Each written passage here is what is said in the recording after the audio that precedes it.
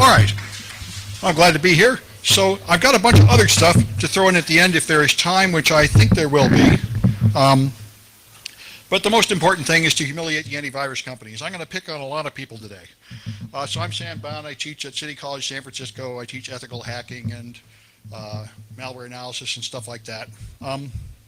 So we all use antivirus, and I hear the penetration testers always abusing it and saying it's a piece of garbage. And there are sometimes even exploits that come in through the antivirus and take over your machine. But most of us, including me, have always told people use antivirus anyway because I'm sure it's stopping you from a whole lot of attacks. But the question is exactly what is it stopping? Because it sure isn't perfect. And it seems like if you make an attempt to get past it, it's not as hard as it ought to be to get past. So if you go to the vendors to try to have this all made clear to you, you get this. Antivirus is dead, and then a month later the same company says they're going to remove viruses with 100% efficiency. So that's not helping me very much. So I go to this guy who is the public face of the antivirus industry in my opinion. He's a very clear speaker, so he explains it. Now the question is whether I can broadcast. This is a very influential talk that Mikko Hipponen gave, explaining what antivirus can do and what it can't do. So I'm going to attempt to play this so you can hear it. Yes, I said play. I've been asked many times about it. How did you do it? Like, why did you get it? Is it picking it up? I explain it. Well, this is bad. The attackers show you a picture. Well, I may have to just go with my description of it then, but it's too bad. The attackers try to find a comparison from the real world. Well, here's an attacker. Street robber from somewhere in South America, stopping cars by gunpoint. Can you hear it? Stealing the wallets of the passengers. And his cyber equivalent would be a banking trojan or a ransom trojan or something. I think they're going to turn this up. He doesn't really care who he stops. So everybody's. Anybody know where the sound comes out of this thing? And credit card stealing. Keyloggers don't really care. Where? Whose credit card is? Could be underneath. I can't find a hole. Well, we'll just carry on. What's that? Yeah, I can't. All right. Anyway, I'll tell you what I remember him saying because it's very interesting. What he's trying to explain why the antivirus industry could not stop Stuxnet. And what he says is that there are two kinds of malware. There's the malware written by James Bond, who has infinite resources and he has guns and he has a whole state backing him, and that's why they can't stop it because they're antivirus. What they can save you from is just an average thug that just wants to steal your money. And this was my impression of antivirus. I thought antivirus was like a big tall wall and a locked door that only somebody with special skills could get through. And so let's carry on and see what happens here. So if you try to make something really lame that antivirus should know about, you can use Metasploit to make an attack. You use MSF payload, you can just make any attack you want. The simplest one I could think of was a bind TCP that will just start a listening port and shovel a shell out a listening port. So you can use the X command and it will create executable Windows code right there for you that you can just put in and run. And if you do that, antivirus will catch that. Thank God. I mean, what would it be good for if it couldn't even catch that? So here's Avira detecting it, and here's Norton detecting it. But if you take a look at what Norton has detected here, it has detected it as packed generic 347. And if you look up what Norton has detected, it is much less reassuring if you think about it. It has detected that this thing was packed using the Metasploit pen testing software. So apparently it was not able to understand that this thing was making a listening port and offering a shell out. All it noticed was the packer. And that's disturbing. That makes me think that although antivirus did stop it, it did not stop it by being as intelligent as I think it should be. And I send this thing up to VirusTotal. Everybody's antivirus can pick it up. 37 out of 49, that's pretty good. So the question is, how smart do you have to be 007? And yeah, I mean, it looks like, can you tell him to turn it down a bit? I think he will. All right, so what do you have to do? And the answer is in this book, Violent Python, been out for a couple of years now. This is an excellent book. People recommended it to me and I used it in my class last semester to give my students homework. You can get them to turn it down a bit more, that would be good. They're working on it. Anyway, so let's try to sneak stuff past antivirus. And this one I'll demonstrate from start to finish. It's not very hard. Shell bind TCP. So first you have to make this Metasploit payload, and then compile it into Python. So here's my instructions. There's the Metasploit payload. You just go into Kali Linux and you make that thing. I'm going to call it, this thing isn't there, not listening to me the way it should. All right, let's call it LayerOne. All right, so this makes C code, not a Windows executable. This is the all-important difference. And now if you examine what it's made, LayerOne, it has made this thing, which is just taking the binary that it would have put in a Windows executable PE format and putting it in C. So what I do, following the book, is I convert this into Python, which is not all that tough to do. You delete all that stuff, and then you put this stuff on the top. See, where am I? There I am. Good. Shift-Control-V. That'll do it. And then at the bottom, pay close attention, you close the parentheses. And then you put in this stuff. So this is how you become James Bond. The thing is, it's casting that stuff in memory as a block of data and then executing it. That's it.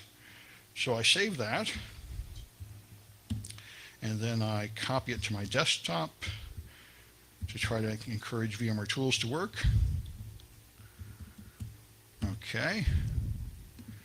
Now I try to clear up some desktop space here. There's some. Good. And there's the thing I just created.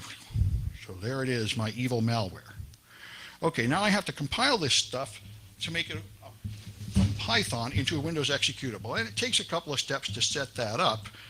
But when you're done, you just have pipwin working on Windows. I happen to be doing it on Server 2008 for no particularly good reason. So this thing gives me a Python compiler I can use. So all I have to do is put that on my desktop, and then here I can do, I'll go back to my slides. That's it, PyInstaller. One file, no console. All right. So that's my Windows command line. Okay, PyInstaller. I got it on my clipboard. Right click, paste, there we are. And now I need to give it the LayerOne foo. Okay. That compiles it. And it's going to put it in a folder called dist on my desktop, which is here. Okay. So this is now my malware. So let's run it right here and you can see what it does. If I run this thing, you can tell what it's done by using a command prompt. This one will do netstat -an pipe more.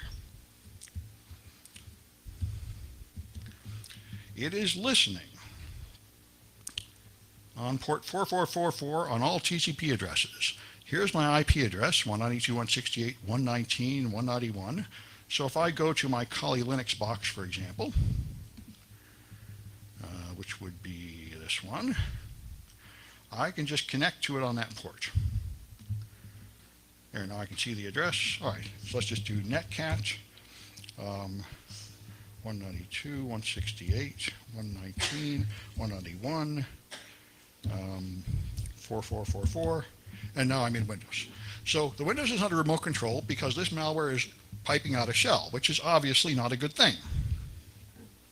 All right, so you would expect antivirus to catch that, and it does. And I don't remember, I think I've got one running here to show you. If I go to this Windows 7 here, there, it's just gone to sleep on me. There we go. This Windows 7 has Kaspersky antivirus, and I also put Avast on it. It complains a little bit about putting two on at the same time, but it takes it. And I wanted to be able to demonstrate it more than one at a time in this talk. So, all right, there we are. Let's shrink this. That's Windows 2008. I've had to make it to my Windows 7. All right, Windows 7 with antivirus. All right, pardon me. Got to get my executable out of here. Okay, and then put it in my target. Okay, it goes in It doesn't complain yet, but when you run it, antivirus ought to pop up and do something about it.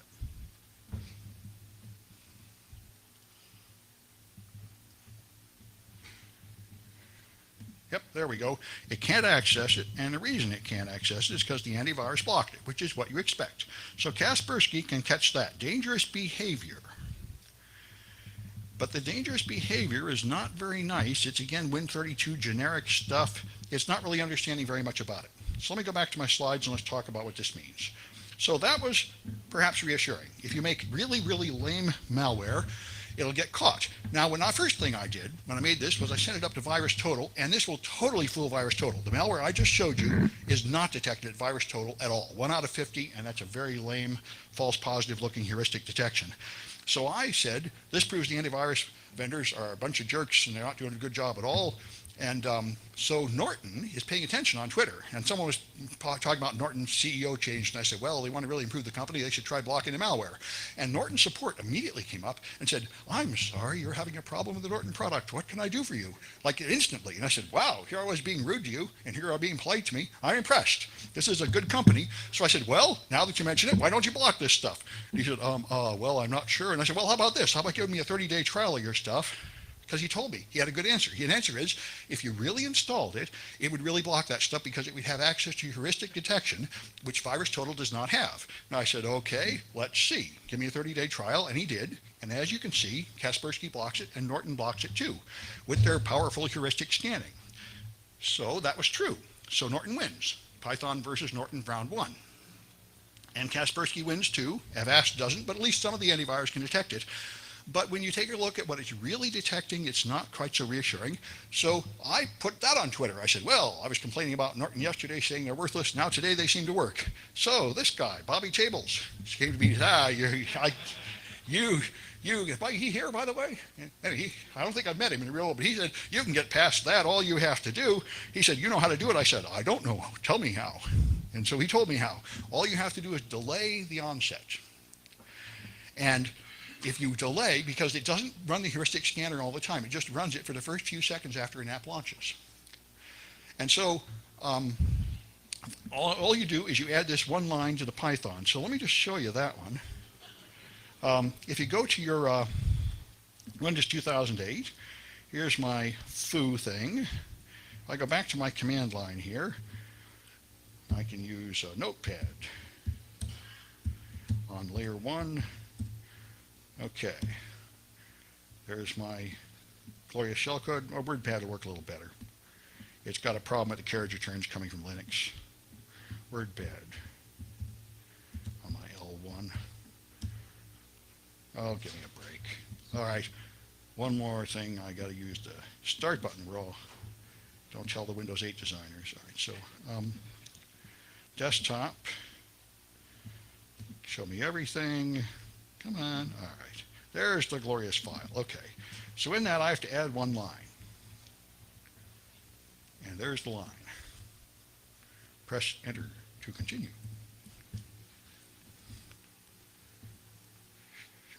Should be this one. Well, I don't know what's going to happen. That's what I get for using WordPad. I don't like that much. I'm going to use the Notepad version and put that in. Notepad. All right. Shift Control V. That'll do. Alt F. S. Okay, let's compile that again. Which was that thing right there. Oh, there's one more nasty thing. I made this a no console compile, so you can't see what you're doing. And if you're going to do that, that press enter to continue won't work, so let's get rid of that. All right. Now it will run in the console. So here's my new super advanced malware. Press enter to continue, and then it starts making a listening shell. So let's try that stuff on a machine protected by powerful antivirus. And come on, there we go. Replace the old one. So it's down here, and go to my target and put that on there.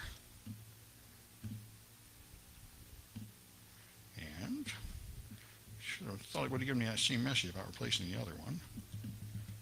Let's close this. There. Get rid of all that nonsense. Let's see if I got the new one to the old one. Automatically? Good. Well, that's fine. Anyway, this one here, I don't know if I'm going to wait long enough for this to happen, but Kaspersky will stop it. But yeah, Kaspersky still stops it. The delay does not fool it, but it fools Norton.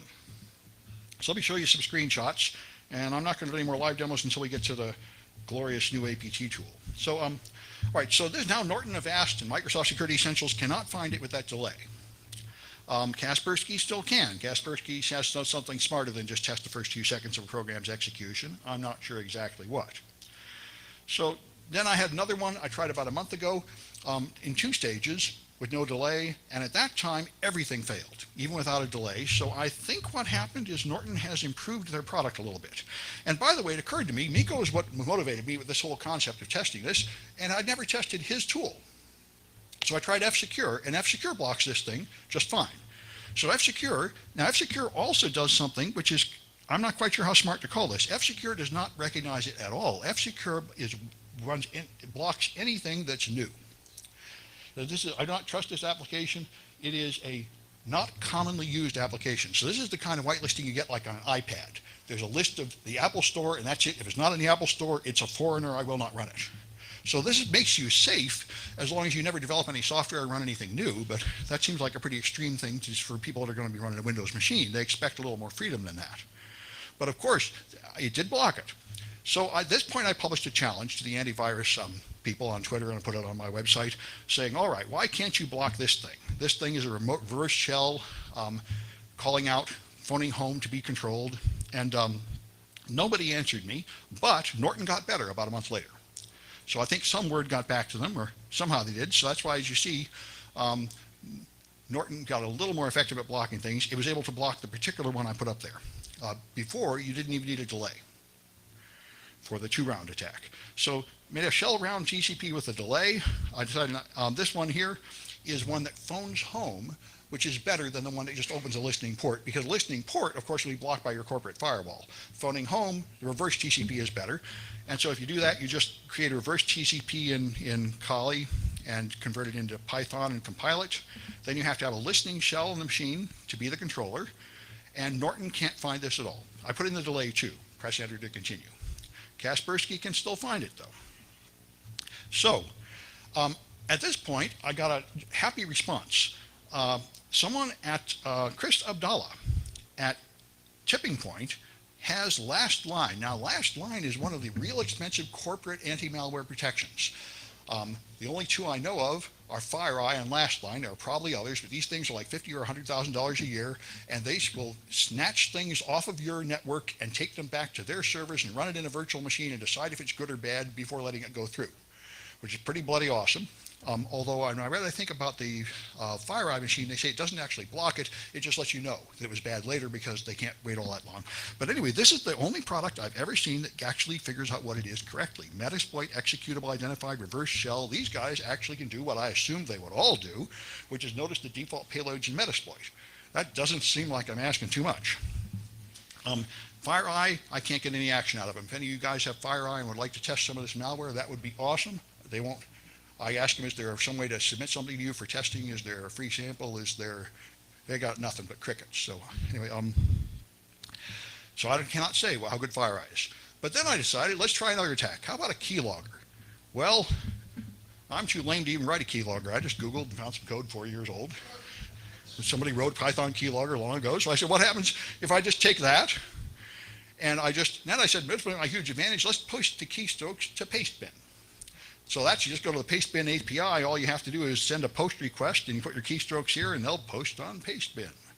So when I tried this yesterday, I'd start this thing running on my machine. I was at Starbucks at like 5 in the morning running this thing, and every time I press enter and putting another paste, so pastebin busted me. So I'll warn you, you can't run this one too often on pastebin. But anyway, I wrote my own version that posts on my own server that doesn't time out, and it's pretty awesome. So Kaspersky and Avast don't notice this at all. Norton won on this one, but that's just because there was no delay. When I added the delay, Norton doesn't pick it up. So now I'm ready to present to you the glorious release for this con. the highly advanced product, the ultra advanced APT tool that will blast through every defense. And I might as well show you. You can get this right now. In fact, I got the URL right there. You can download it right now and run it on your machine. It's bloody awesome. Nothing will stop it. And let me show you this thing blowing things away. So this is that thing with Kaspersky on it. All right, let's just not worry about that. Here's the Evil Sam. Okay, this is the one that goes to my server. That'll do. Okay, and when I run Evil Sam on this machine, yes, I think I have to close this nonsense maybe. Let's see.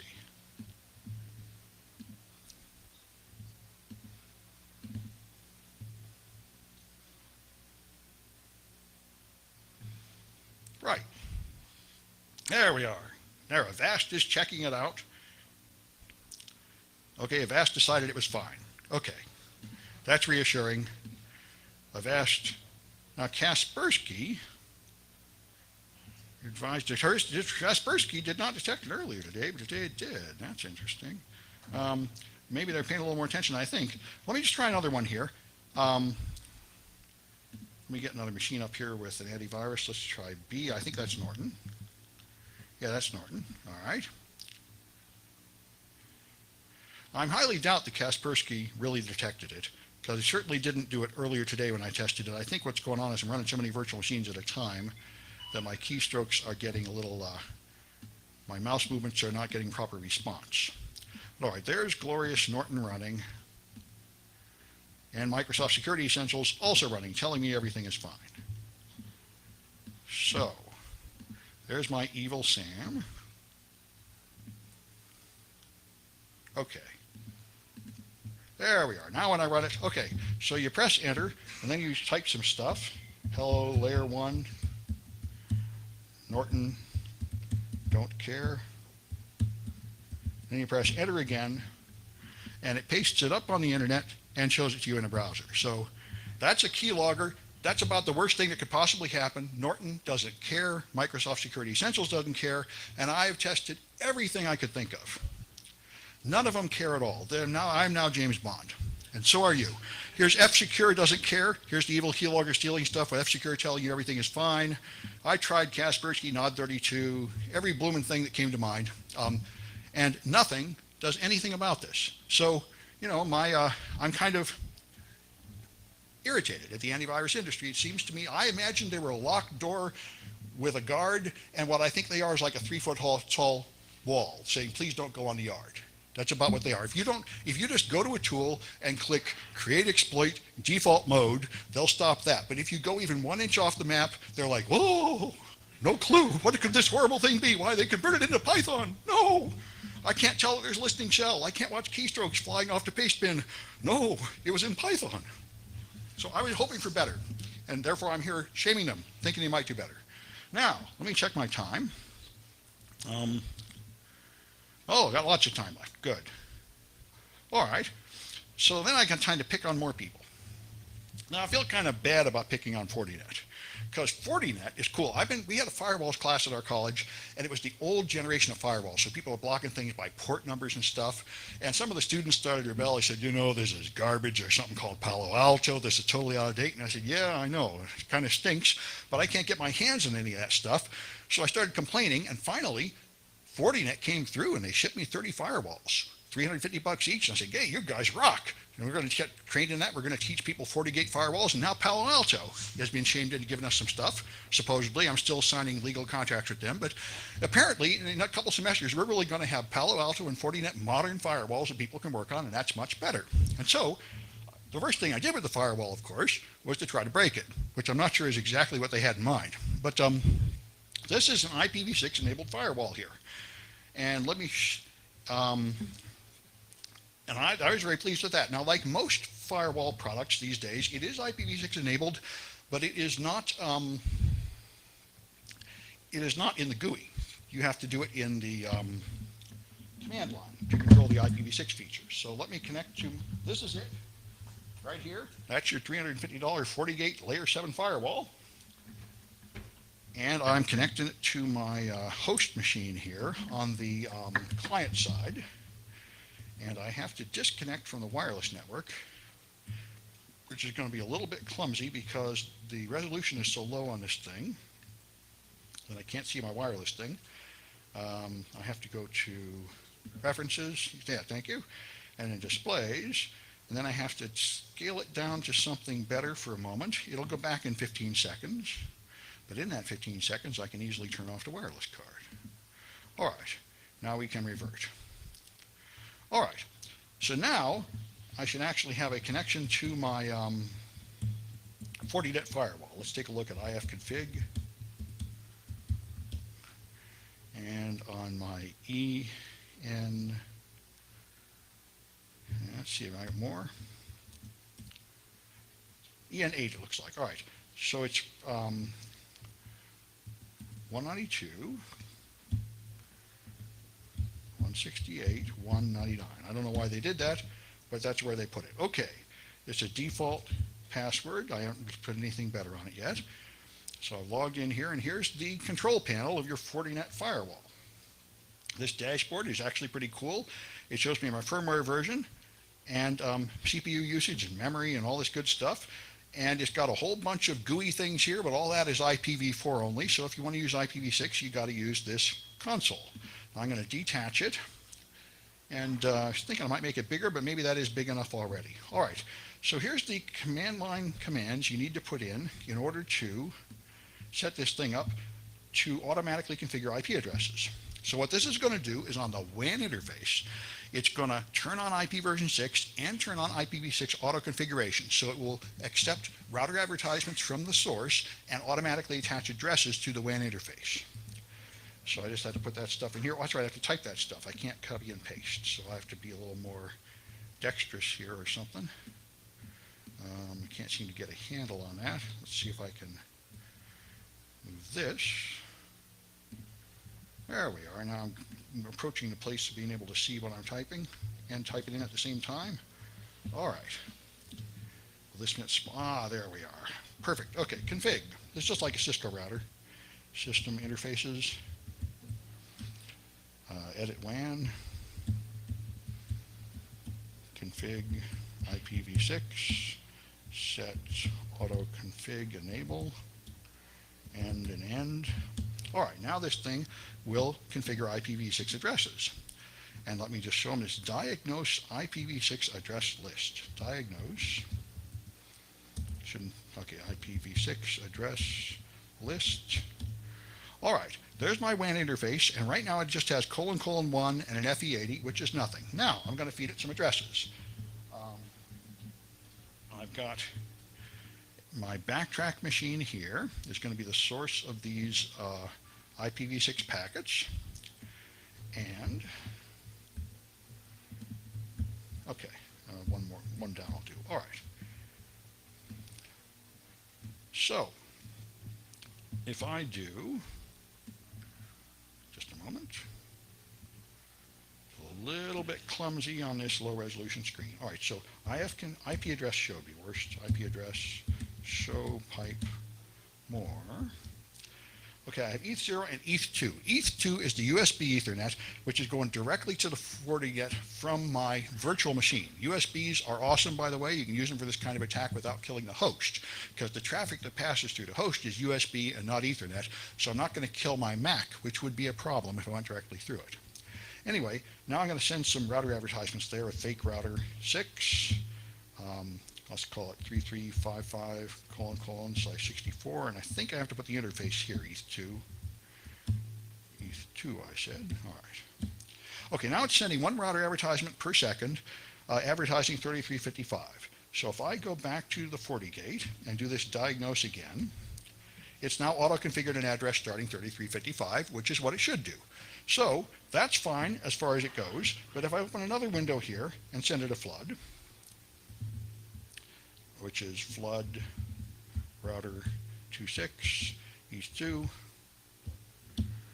Okay, now I go back to here, press enter, nothing happens. If I go to the console here and click on stuff, nothing happens. It's frozen. If I try to refresh it, nothing happens. And what's even more fun is if I ping it.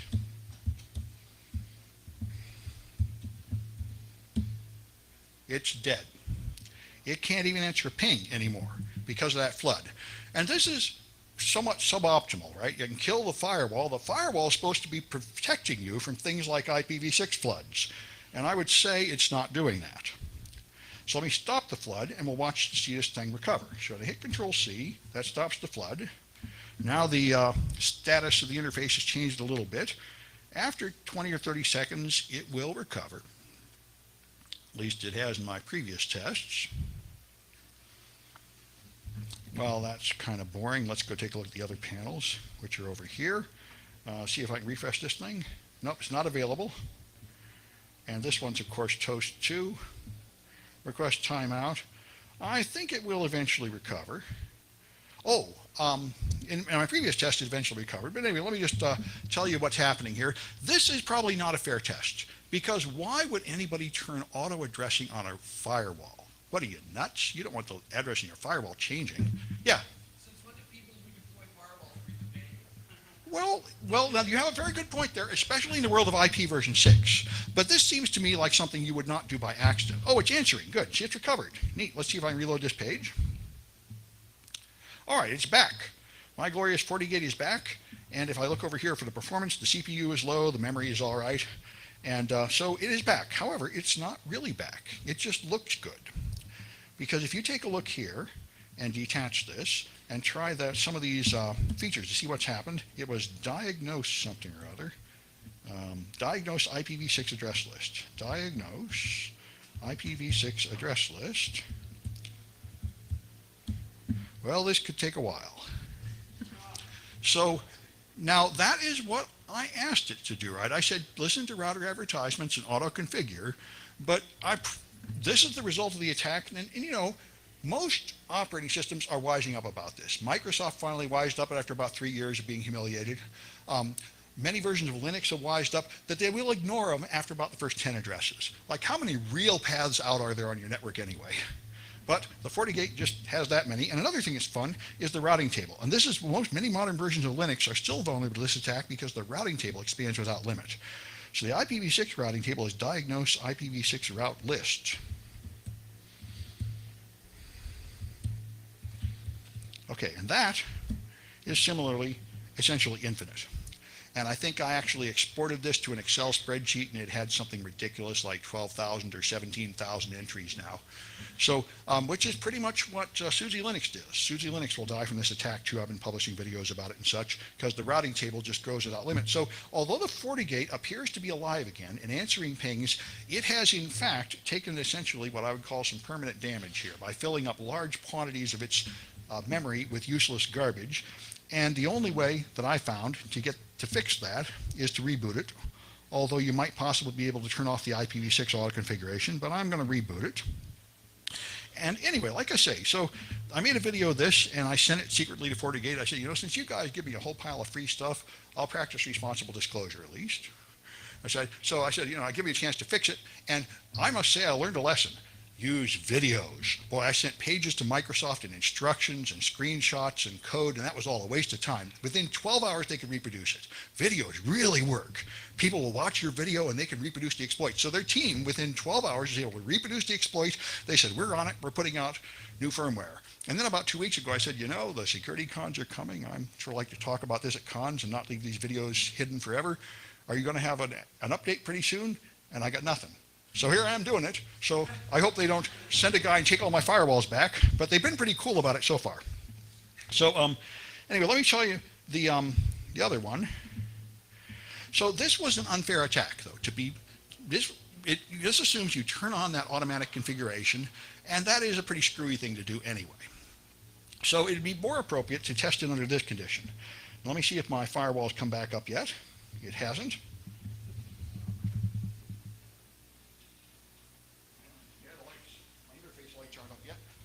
All right. That's kind of worth showing you. I've got the time. Anybody have any questions or anything? Can you show us the URL? Oh, sure. That's easy. If you want to get that stuff, it is samsclass.info/evil.exe. And let me just put it here in a text editor, because right now here it's this, class.info/evil.exe. And I highly encourage everybody, please download this stuff and run it and see what happens. If you find anything that stops this, please let me know. As far as I'm aware, there is nothing short of $100,000 that will stop this ultra super powerful attack. And the source code is about 20 lines of Python, mostly being that ASCII art at the start. Yeah. Once you get your Palo Alto, because Palo Alto actually does have sandbox unlocking, Yeah. and it doesn't cost you $50,000 to get. Yeah. Curious to see if they spin it around. Yeah. It will be interesting. I know FortiGate also supposedly can stop malware, but they're in VirusTotal. Right. But And I don't think they have any heuristic detection. It Yeah. actually has their own sandbox. And Oh, they do. So they'll actually pick up the stuff and send it home. Well, that's cool. Maybe the Palo Alto will be able to stop it. Yeah. Well, Curious to see how fast they can Yeah. actually turn that around. yeah. Well, I'll be interested to see. Good. All right. Well, my firewall's back. So let me see if I can get the this screen here to refresh for me. Oh, good. All right. So let me show you what happens when you turn off that silly address auto configuration. Here's my CPU down, my memory is down, that's good. So I go in here, detach this again, and then I got to type in some commands again, which are there. I would move them to the bottom if I could find something to grab. Ah, there we are. Good. All right. Config system interfaces again. Okay, config. Edit. WAN. Config. IPv6. Set. Auto. Disable, the way any intelligent person would. So now it is not auto-configuring IP addresses. So if I do that diagnose command, which, there it was, diagnose IPv6 address list. Okay, diagnose IPv6 address list. Okay, so now it has an address it remembers from before, but no more are there. And now if I hit it with a flood, it is not going to auto-configure any addresses. Therefore, it should be fine, you would think. So if I go here and I hit it with that flood again, and I go back to the FortiGate, let's look at the pings actually. The pings are still answering. So it's a lot better than before. It's not just killing the thing dead. But if you go here and look at your CPU, it's 100%. So that's not exactly good. Now this, by the way, is what Microsoft calls a patch. Now, Microsoft, almost every version of Microsoft Windows, Vista and later, died with the blue screen of death when confronted with this attack. And Microsoft put out an IPv6 readiness update in November, I think, of 2013 or maybe 2012. And their patch would get it to this. Now, instead of the blue screen of death, it just pushes the CPU to 100% during the attack. But when you stop the attack, it recovers, which I have to admit is better than nothing. So let me stop the attack here. And now let's watch this thing. And it will, in fact, recover. Yeah, CPU immediately goes back down to 0. So this is basically as fixed as a Microsoft product. But I still don't think this is as fixed as a firewall ought to be. And we had another firewall around. We had a Sonic Wall. And Sonic Wall actually has an option in the GUI to ignore router advertisements. Not just not auto-configure, but straight up ignore them. And when you check that box, it just doesn't notice this flood at all. It's like it's not even happening, which is what ought to be true. So that's what I sent. I mean, 4 videos, showing the 2 conditions. With the auto configuration turned on, of course, the Sonic Wall is burdened. But if you if you don't ignore router advertisements, the Sonic Wall is burdened about like this. But if you ignore them, the Sonic Wall doesn't care. It throws them away in an efficient manner, and it's just fine. And I said to FortiGate, you guys need to put in that box and have some option that will just throw them away. And they said they're gonna, but they haven't done it yet, as far as I can tell. All right, so that's my abuse of FortiGate. Well, they're very nice to give me this stuff, but they do need to patch their stuff so this doesn't happen all the time. All right. And there may be a new firmware out by now, and they didn't tell me. The problem is I could not figure out how to download and back up the firmware, and I'd only brought one firewall. I was not willing to update this morning and then have no demo work. So, a patch is out? Patch 5. I'm running patch 4. How do you read that on here? Can you tell? You just happen to know? Actually, if you look on the firewall itself, Yeah. go back to the homepage there, Yeah. where it says Yeah, patch 4. Now there's a patch 5. Oh, good. So that's why I was hoping I had wired Ethernet up here. I could update it and see if it actually fixed it. So maybe they passed it and didn't tell me. Maybe the latest version has fixed, in which case I really practiced responsible disclosure.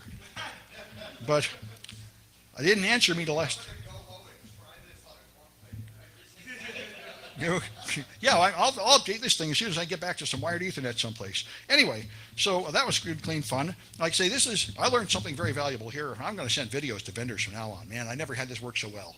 Usually, you send them like 3 commands in Kali Linux, and they say can't reproduce. And I say, damn it. But I've seen it. This is the most common mistake my students do on projects is they skip step 1, which is like use Linux, and they try to do it on Windows, and then around step 10, they're really lost. And as far as I can tell, that happens when I submit vuln reports too. Oh, you meant Linux. Oh, so that's Fortinet. Now Microsoft. Boy, you never get tired of picking on Microsoft. It's just the gift that keeps giving. Let me turn off a few machines here. I don't need this one anymore. This is a pretty awesome thing. I can run 4 VMs at a time, but I don't think I want to push it any further than that. I need this one. I need this one. But I do need something I never thought I would need. I have a student, see, who is kind of an IPv6 fanatic. And he said, what about Vista? And I said, Vista? What are you talking about Vista for? He said, well, you haven't tested it, have you? And I said, well, it's not even worth testing because Microsoft has patched Windows XP against this. They patched Windows 7, Server 2012, Server 2008. Obviously, they patched Vista. And he said, you didn't try it. And he wouldn't shut up. And I said, all right. And he installed a bunch of Vista in the lab and said, let's try it. And I said, fine, we'll try it. I'll still shut you up. And as you can imagine, that's not what happened.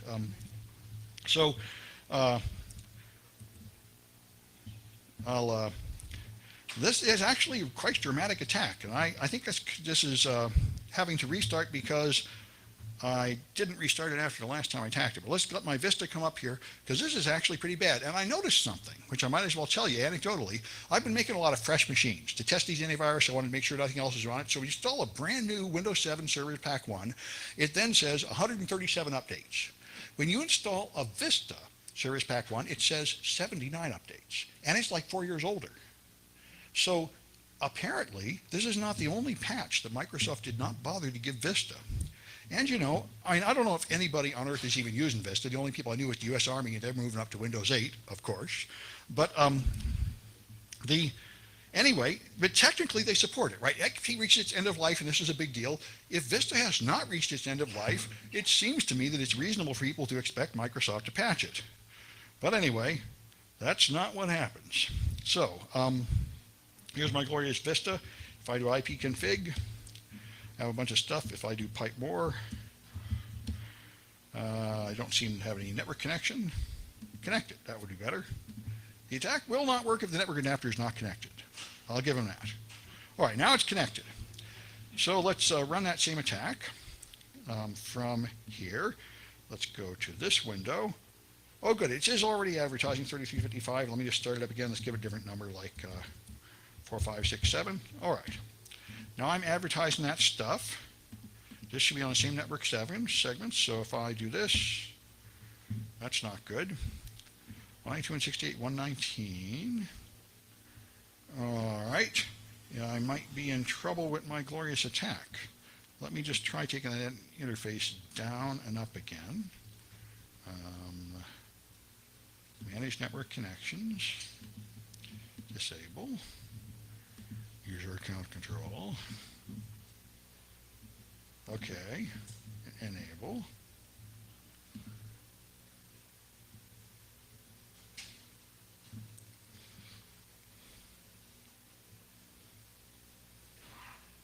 Oh.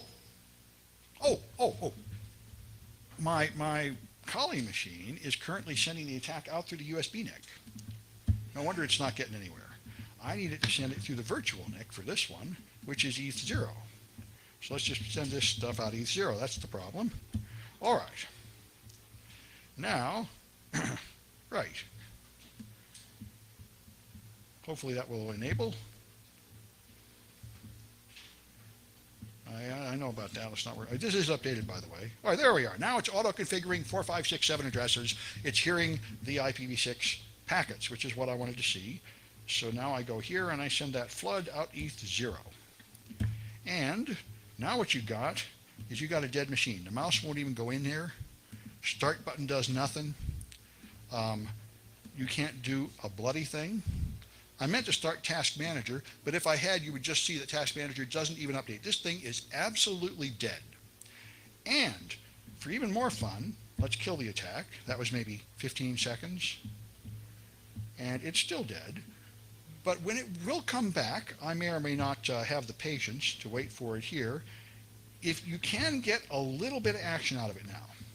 If you right-click the taskbar and count to maybe 20 or 30, it'll eventually answer, and you can open Task Manager to show you that the CPU is at 100%, and it will stay at 100% forever.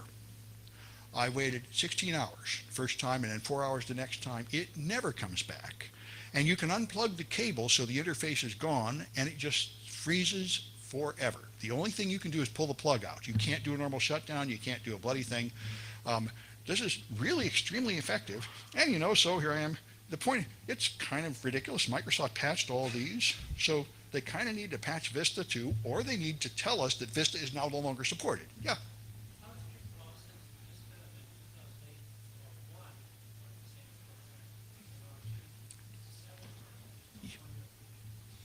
Still at 2008 or 1. I didn't try 2008 R1. Maybe it has also been skipped. I tried an R2, and I know the IPv6 readiness update is there for R2.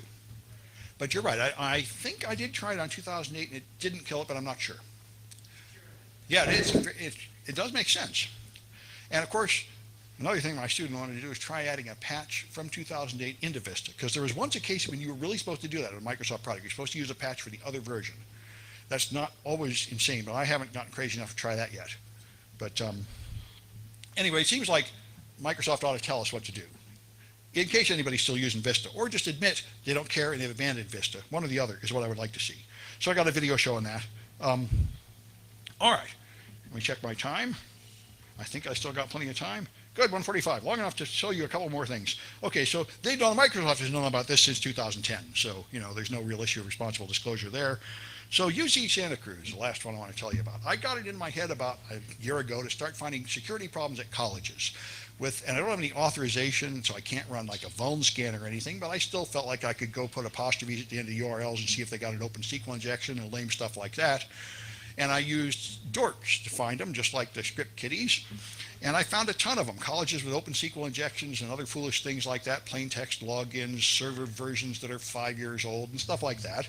But UC Santa Cruz takes the cake. I found a piece of malware that hides on your server that covertly redirects page. And it was a pretty interesting piece of malware. But anyway, I informed them, so they reimaged that one server. Just like there was a talk yesterday about, are you a janitor, or are you something else? Do you just step on a roach and call the problem solved? Or do you actually find out what the problem is and fix it? And UC Santa Cruz is definitely in the first of those camps, because they reimaged one server, and next day 4 were infected. And after that, they never did anything more. So if you want to see the ongoing infection at UC Santa Cruz, this has been going on since December 2013. I've contacted them many times. They don't care. I can't get anybody to even talk to me. So yesterday morning, there were 7,000 infected pages. Just look for Viagra at UC Santa Cruz. There are no significant number of real sites about Viagra there. These are all Viagra spam trying to sell you Russian, fake Canadian pharmacy stuff. And these guys are just crawling through their network, changing it every few weeks, rearranging it, laughing at them as they make pathetic attempts to clean it off. And I wanted to get a sample of this malware from the system to analyze, but I can't get anybody to even talk to me, because it's not too far for me to drive down to Santa Cruz. I would do it. So here's some example of the Santa Cruz website. Here's some astronomy for you, Viagra AirSats. This one's in German. Here's another one in French. The latest they've been used in foreign languages. And what these are, by the way, is a form of stealing your reputation. These put keywords on ucsantacruz.edu, which Google will then use to improve PageRank, and people trust edu sites for some ungodly reason. Believe me, if you work at a college, you would know better than to trust edu sites. But anyway, so they're cruising for this disaster. This already happened to the Maricopa Community College. They got infected. They didn't do anything about it. They ignored all the warnings in a network team saying, look, you are running a compromised server, inputting student data and everything else. You can't just pretend it doesn't matter. And after a couple of years, they really got hacked again. and this is the future of UC Santa Cruz. I guess it'll be a year or two before this headline comes out and they say, we had no idea, nobody told us or anything. So that's the way it was. Here's, after 9 to 10 months, they didn't do anything. We're still running on a compromised server. This is not good. That's what their security staff told them, and nobody cared. So anyway, if you want any of this stuff, just go to samsclass.info. The evil advanced APT tool is there. And here's hands-on projects telling you how to do all this stuff. So, and these slides, anything else you want? I think that's it. Any questions about anything? Okay.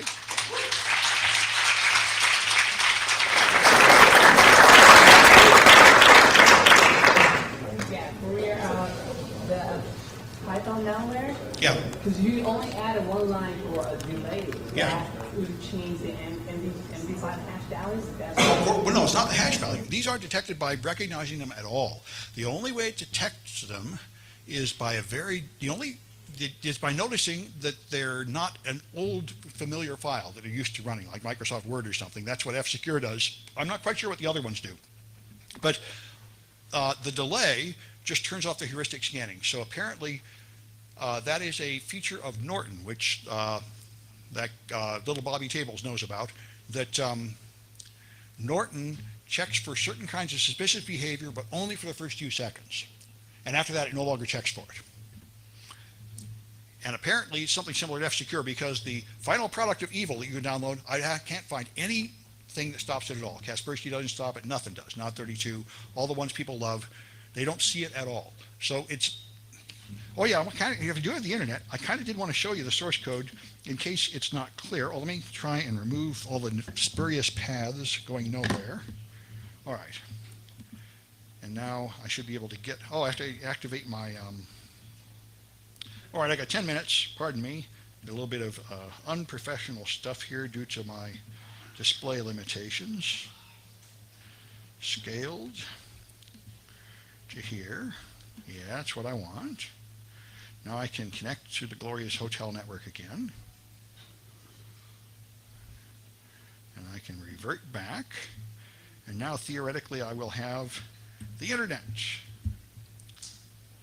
Okay, and I just wanted to show you the source code for this glorious ultra advanced state-sponsored attack. It is state-sponsored, by the way. I'm sponsored by the city of San Francisco in the capacity as community college student. So I am one of those state-sponsored APT attackers. And this is the source code. This is mostly the ASCII art. There's the active ingredient. So this here is the stuff I copied from Pastebin's API instructions. And this is the part I copied from somebody else's thing 4 years ago. And that's it. So that makes me James Bond. Anyway, that's all there is, and you can download the thing here. This is kind of funny, by the way. I host a lot of malware on my website, but usually I have to zip it and encrypt it. But this stuff I'm just hosting right there as an exe because nobody detects it. It's like, I'm hosting this malware right on my website. Nope, I guess it's going to be that way for a while. Yeah? I've had a lot of people ask me that. As far as I can tell, they're all crap. Not one of them. What's that? Oh, no, I use them anyway. And I recommend using them because there are some attacks they stop. If somebody's running the Zeus bot, my impression is if you get something like Zeus and you run it like Metasploit and you click like 1, 2, or 3, use exactly what comes out of that it can stop. If you do anything to change it at all, it's helpless. That's my impression. And as far as I can tell, there's no particular reason to choose one over another. Yeah? Bit 9. Bit 9, I have not. Never even knew it, never even heard of it. But, well, the application, now see that F-Secure, at least sometimes it stops it on the grounds that it's new. Like the timestamp is not a week old, therefore it's probably funny. And maybe that kind of thing might work, although F-Secure doesn't stop this one for some reason. Running in a console with a delay seems to skip that step. Yeah? I have not tried Panda. That would be a good thing to try. Yeah? There's lots of but as far as I can tell, they're all very weak defenses. The fact that you're using a 4-year-old keylogger, that F-Secure sees that as a common application now. Well, I kind of doubt that, but I suppose it's possible. Yeah? Sorry, I missed the beginning. Did you throw this up on Virus Total and all that good stuff? Yes. And it came up We put them on Virus Total. It's completely invisible. 1 out of 49. Virus Total kind of sells those signatures to all them. So eventually this will be out there, I see. That's a very interesting thing. He's saying, but by the way, for the people on video, he's saying when you put things on Virus Total, the antivirus vendors find out and put up signatures. That is not true. That is in my experience, that is not true. Let me tell you why. I had some previous ones where we used the obfuscation tools in Metasploit to scramble something, and my students would do homework and put it on Virus Total. And the first semester, like 5 out of 10 would detect it, and 6 months later, maybe 7 or 8 out of 10 would detect it. It's really, really slow. It is not true that you put your malware on Virus Total and next week 50 are detecting it. Not even close. I guess they are told, and my impression is they kind of ignore that information. Yeah. Any others? Well, I better get out of the way for the next speaker. Thank you.